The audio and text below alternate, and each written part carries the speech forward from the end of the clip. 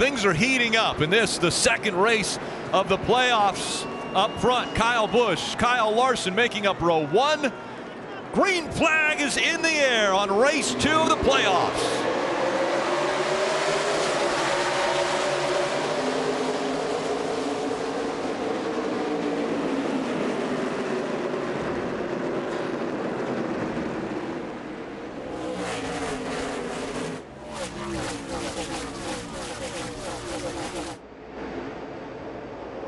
Fanning out, trying to be 3 wide, going into turn number 3. Denny Hamlin in the 11 on the bottom. Ryan Blaney taking advantage of the middle line in the 21. So Blaney moves up into that second spot. And already, Rick, we're starting to see those 2 very distinct lines. You see the 78 of Martin Truex Jr. all the way at the bottom of the racetrack using that grip, that sticky stuff they sprayed at the bottom, while the 42 of Kyle Larson trying to use the groove up top a little bit higher on the racetrack.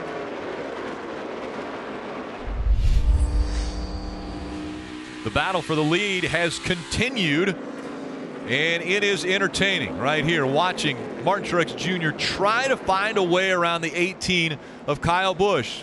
Kyle Busch continues to make that 18 as wide as possible and not give Martin Truex Jr. a line for him to get by.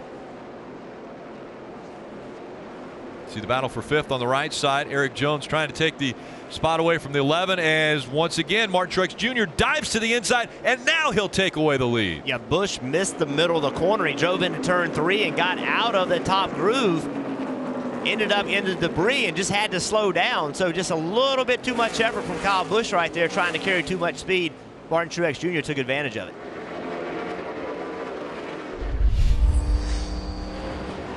One more lap for Martin Truex Jr. The gap between himself and Kyle Larson, 2.5 seconds. Guys fighting to stay in the top 10. Harvick, he wants to stay in the top 10 because stage points are very important if you want to advance. Jamie McMurray running 11th right now. But it's Martin Truex Jr. looking for his 19th stage win of the year.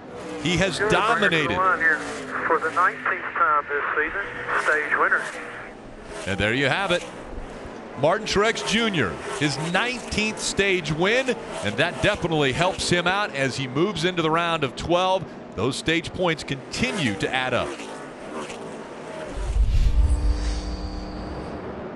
A little different perspective on this restart. We're going to ride along with Denny Hamlin on the front bumper.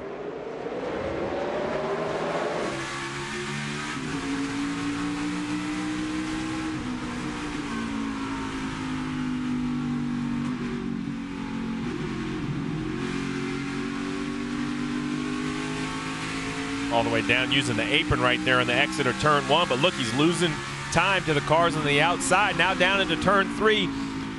Currently underneath the 48, so he has to run right on the bottom of the racetrack. The 48 will come into view right here behind the 77 as that top line gets a run off from turn 2. They're stuck on the bottom right now. These air pressures are low. This racetrack historically, it's very difficult to get going on restarts with low air pressure. Denny Hamlin stuck on the bottom. We can see right now the bottom is not where you're going to be on restarts. Trying to make it work, coming back though. It's been an interesting battle between the 48 and the 11. Seems as though Denny Hamlin might be getting a little bit frustrated with what's going on with the 48 of Jimmy Johnson in front of him. Parker. Well, guys, a big topic coming into this race is where the 48's running. Would that outside groove continue to hold grip with that sticky stuff throughout this race? And I think we're starting to get an answer of what's happening at outside groove. Just real quick, little reminder out there about that sticky stuff not being up there real high in that top groove. And basically what Chad is talking about is that sticky stuff is starting to come away. It's starting to peel away at the top end of it. And so they've also let Jimmy know, just to remind him, stay low, stay in that sticky stuff as he tries to hold off Denny Hamlin here off turn 4. Real tight they get together. A little bit of contact there as Denny Hamlin might be getting a little frustrated with the 7-time champion.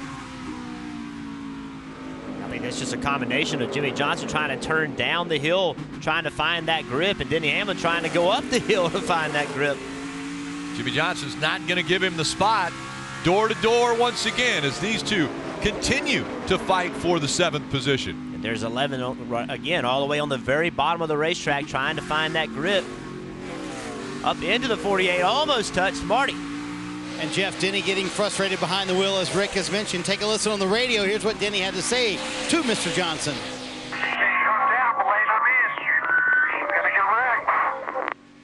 Diamond if you're clear.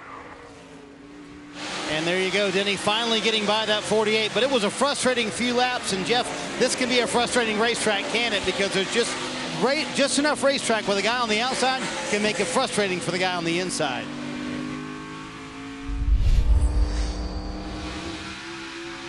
And don't look now, with 1 lap to go in stage 2, the 20 of Matt Kenseth up to the 3rd position.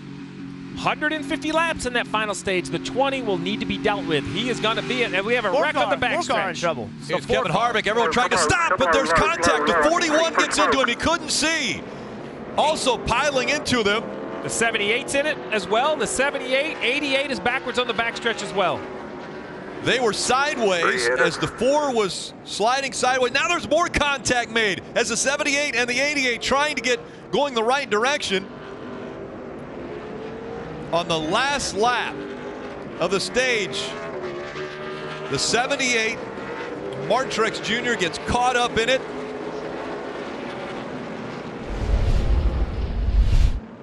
So Austin Dillon and Kevin Harvick were battling for position, and couldn't tell from that view if there was contact or not, but Kevin Harvick goes around.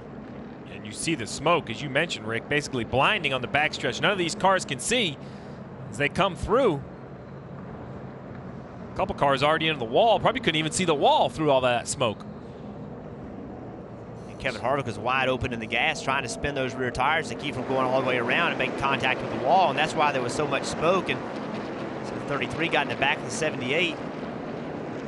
There wasn't a lot of damage to the right front of the 78, but then right here, so the 88 and the 78 are both going to try to get going in the same direction or get going in the correct direction. They both put it in reverse. Boom. Damage on both cars. Larson, he did the right. He just stopped. So y'all get it figured out. I'm going to come through after that. It's going to be bad as far as the 88 because that's where you put the fuel in, where that contact was made with him. The 78 was on the side that is opposite where they fueled the car.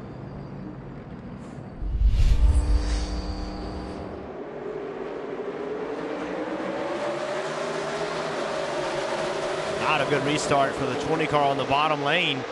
Matt Kenseth shedding spots, just did not get a good launch. Kyle Busch hold on to the lead. Eric Jones challenging. A great restart for the 77. Eric Jones, the 21-year-old, still searching for his first Monster Energy Cup Series win.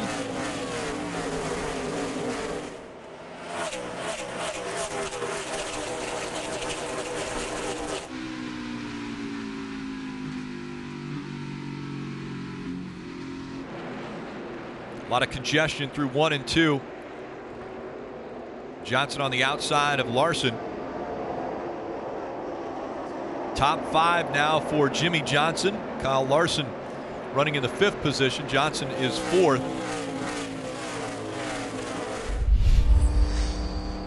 '88 with some issues and a lot of damage to the left rear. Yeah, well, he was in that accident earlier on the backstretch, so you see he's down on the access road now in the middle of turns 3 and 4. Obviously, he's had a left rear tire come apart. Seems to be flat, or a piece of sheet metal's rubbed it, I would imagine, from the damage. And that was in turns 1 and 2 for the '88.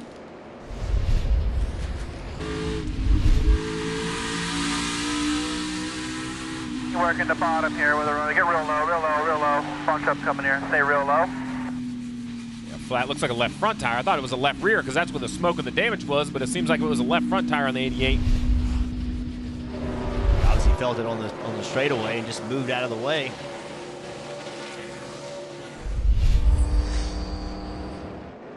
And the caution has come out now for the 3rd time. Toyota led all but 1 lap.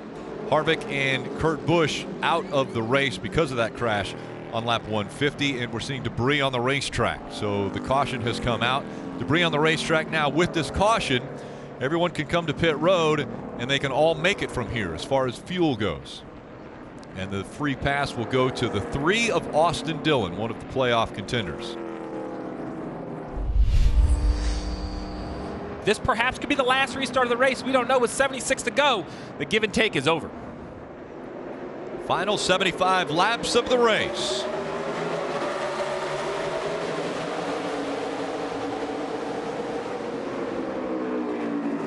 Great restart for the 42 of Kyle Larson. And can he take the lead away? No.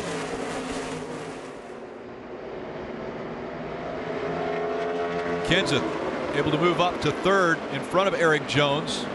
What a charge by the two of Brad Keselowski on the bottom of the racetrack. Matt Kenseth knows as well that this could be the last restart, so he's got to do everything he can to get by Eric Jones as quickly as possible. But it's just like the restart you mentioned before. He lost a little over a second in the first few laps after restart, was never able to reel that back in over the long run. And I said to get by Eric Jones, I meant Kyle Larson.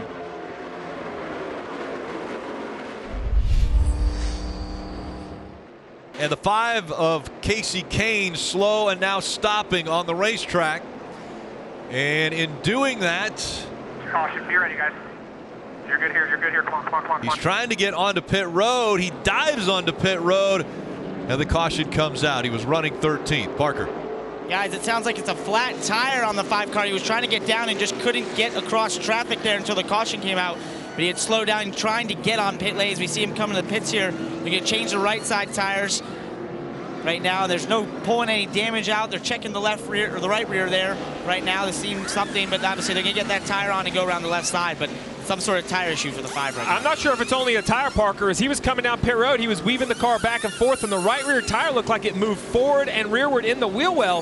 So we're going to have to take a look at this 5 car, but I'm not sure they don't have a broken suspension piece. You see right here, the right rear tire moves very easily, like a track bar or a truck arm issue. You could see it.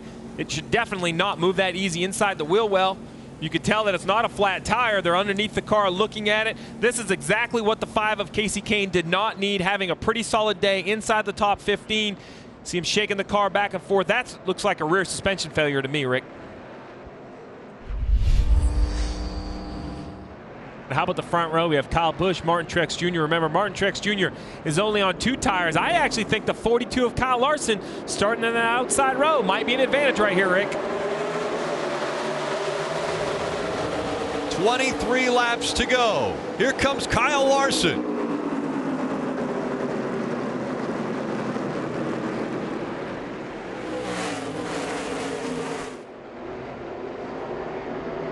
Kyle Busch out front. Larson running second. Martin Truex Jr. is third.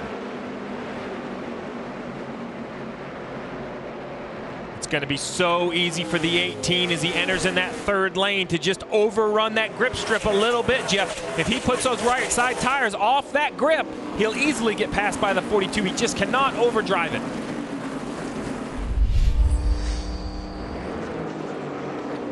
What a run for the 18 team, and Kyle Busch started the weekend off on Friday, winning the pole convincingly again for the 2nd week in a row in the playoffs. And now putting together another great race. It was advantageous that he was able to get by the wreck on the backstretch to get the stage 2 win, but now he's held off the competition. Kyle Busch is going to win in the Granite State. Yeah! Way to go, team! Good job. Quite hanging with the driver. Top here again.